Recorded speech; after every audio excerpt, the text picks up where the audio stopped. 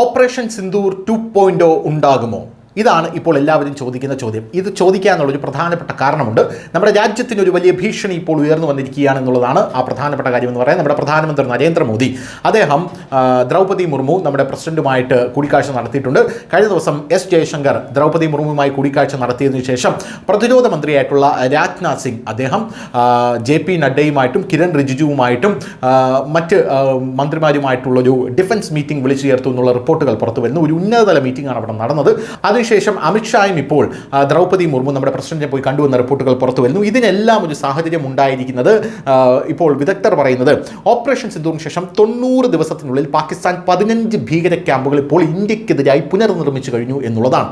ഈ 15 ഭീകര ക്യാമ്പുകൾ 90 ദിവസത്തിനകം പാകിസ്ഥാൻ നിർമ്മിക്കുമ്പോൾ ഇന്ത്യയിലേക്ക് പാകിസ്ഥാന്റെ ഒരു അറ്റാക്ക് ഉടനടി ഉണ്ടാകാൻ ഉള്ള സാധ്യതയുണ്ട് എന്നാണ് ഇന്ത്യ നിലവിൽ വിലയിരുത്തുന്നത്. ഇന്ത്യ നേരത്തെ പറഞ്ഞു, ഇനി ഈ തീവ്രവാദ ക്യാമ്പുകൾ അവിടെ ഉയരുകയാണെങ്കിൽ ഇന്ത്യ യാതൊരുവിധ മുന്നറിയിപ്പും കൂടാതെ അടിക്കുമെന്ന് കൃത്യമായി പറഞ്ഞിരുന്നു. എന്തായാലും ഇപ്പോൾ ഇന്ത്യൻ ഇന്റലിജൻസ് ഇപ്പോൾ നമുക്ക് മുന്നറിയിപ്പ് നൽകിയിരിക്കുകയാണ് എന്നാണ് റിപ്പോർട്ടുകൾ സൂചിപ്പിക്കുന്നത്. ജമ്മു കശ്മീരിൽ ഇന്ത്യൻ സൈന്യം ആക്രമണാത്മകമായിട്ടുള്ള ഭീകരവിരുദ്ധ പ്രവർത്തനങ്ങൾ തുടരുമ്പോൾ അതിർത്തി കടന്നുള്ള ഭീകരതയ്ക്കുള്ള പാകിസ്ഥാന്റെ പിന്തുണ കുറയുന്നതിൻ്റെ ലക്ഷണങ്ങളൊന്നും തന്നെ നിലവിൽ കാണുന്നില്ല. ഇന്ത്യയുടെ സമീപകാല ഓപ്പറേഷൻ സിന്ദൂറിൽ തകർന്ന അടിസ്ഥാന സൗകര്യങ്ങളിൽ പുനർനിർമ്മിക്കുന്നതിൽ പ്രധാന ഭീകര സംഘടനകളെ പാകിസ്ഥാൻ സജീവമായി സഹായിക്കുന്നുണ്ടെന്ന് പുതിയ ഇന്റലിജൻസ് വിവരങ്ങളാണ് ഇപ്പോൾ നമുക്ക് ലഭ്യമായിക്കൊണ്ടിരിക്കുന്നത്. കഴിഞ്ഞ 90 ദിവസത്തിനുള്ളിൽ മാത്രം പാക് അധിനിവേശ കശ്മീരിൽ 15ലധികം ഭീകരവാദ ക്യാമ്പുകളും ലോഞ്ച് പാഡുകളും ഉയർന്നു വന്നിട്ടുണ്ടെന്ന റിപ്പോർട്ടുണ്ട്. ഇന്ത്യൻ ആക്രമണങ്ങളിൽ കൊല്ലപ്പെട്ട തീവ്രവാദികളോട് അനുഭവം പുലർത്തുന്ന പാകിസ്ഥാൻ ഇന്റർ സർവീസ് ഇന്റലിജൻസ് ISIയുടെയും മറ്റ് സർക്കാർ ഏജൻസികളുടെയും സഹായത്തോടെയാണ് ഈ ക്യാമ്പുകൾ പുനർനിർമ്മിക്കുന്നതെന്ന് ഇന്റലിജൻസ് വൃത്തങ്ങൾ പറയുന്നു. എന്നാൽ ഇപ്പോൾ അവർ അവരുടെ നെറ്റ്വർക്കുകൾ പുനരുജ്ജീവിപ്പിക്കാനുള്ള ശ്രമങ്ങളെ പൂർണ്ണമായും പിന്തുണയ്ക്കുകയാണെന്നും പറയുന്നു. ഇന്ത്യൻ സേനയുടെ കനത്ത പ്രഹരമേൽപ്പിച്ച ഈ തീവ്രവാദികൾ ഇപ്പോൾ നിരീക്ഷണങ്ങളിൽ നിന്ന് രക്ഷപ്പെടാനും തീവ്രവാദ കഴിവുകൾ ശക്തിപ്പെടുത്താനും പുതിയ രീതികളും നൂതന സാങ്കേതിക വിദ്യകളുമാണ് ഉപയോഗിക്കുന്നത് എന്നും നമുക്കിപ്പോൾ റിപ്പോർട്ട് ലഭിച്ചിട്ടുണ്ട്. കെൽ, ഷാർഡി, ദുഡ്നിയാൽ, ആത്മുഖം, ജൂറ, ലിപ, വാലി, തണ്ടപ്പാനി, നയ്യാലി, ജാൻകോട്ട്, ചക്കോത്തി എന്നിവയുൾപ്പെടെ പ്രധാന സ്ഥലങ്ങളിലാണ് ക്യാമ്പുകൾ നിർമ്മിക്കുന്നതെന്നാണ് ഇന്ത്യക്ക് ഇന്റലിജൻസ് റിപ്പോർട്ട് ലഭിച്ചിട്ടുള്ളത്. കൂടാതെ ജമ്മു കശ്മീരിലെ അന്താരാഷ്ട്ര അതിർത്തിയിലെ മസ്രൂർ, ചപ്രാർ എന്നിവിടങ്ങളിലെ 4 ലോഞ്ച് പാഡുകളും ഷക്കർഗഡിലെ ഒരു ഡ്രോൺ സെന്ററും വീണ്ടും സജീവമാകുന്നുണ്ടെന്ന് റിപ്പോർട്ടുകൾ പറയുന്നു.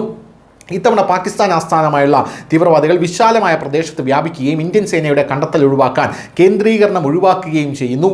ഓപ്പറേഷൻ സിന്ദൂർ തുടരുന്നുവെന്ന് ഇന്ത്യ വാദിക്കുന്നതിനാൽ ഈ തീവ്രവാദികൾ സേനയിൽ നിന്ന് കൂടുതൽ ആക്രമണങ്ങൾ ഉണ്ടാകുമെന്ന് ഭയപ്പെടുകയും ചെയ്യുന്നു എന്നുള്ളതാണ് ഈ റിപ്പോർട്ട് സൂചിപ്പിക്കുന്നത്.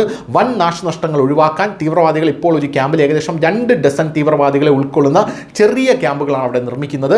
മുൻപ് ഒരു ക്യാമ്പിൽ ഈ എണ്ണം 5 ഇരട്ടി കൂടുതലായിരുന്നു. ഈ തീവ്രവാദികളുടെ ചലന രീതിയിലും മാറ്റം വരുത്തിയിട്ടുണ്ടെന്നാണ് ഇപ്പോൾ റിപ്പോർട്ടുകൾ സൂചിപ്പിക്കുന്നത്.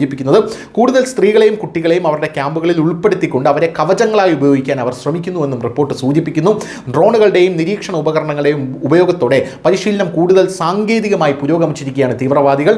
ഇടതൂർന്ന വനപ്രദേശങ്ങളിലാണ് ഈ ക്യാമ്പുകൾ സ്ഥിതി ചെയ്യുന്നത്. റഡാർ, കാമഫ്ലേഷ്, സാറ്റലൈറ്റ് മാസ്കിംഗ്, മറ്റ് നൂതന സജ്ജീകരണങ്ങൾ അല്ലെങ്കിൽ ഉപകരണങ്ങൾ എന്നിവയാൽ സജ്ജീകരിച്ചിരിക്കുന്നതായി ഇവരുടെ തീവ്രവാദ ക്യാമ്പുകൾ സജ്ജീകരിച്ചിരിക്കുന്നതായിട്ടും റിപ്പോർട്ടുകൾ ഇപ്പോൾ ലഭിക്കുന്നുണ്ട്. ഇന്റലിജൻസ് വിലയിരുത്തലുകൾ പ്രകാരം ഈ പുനർനിർമ്മാണത്തെ പിന്തുണയ്ക്കുന്നതിനായി ISA 100 കോടിയിലധികം പാകിസ്ഥാൻ ഡോളറിൽ കൂടുതൽ അനുവദിച്ചിട്ടുണ്ട്.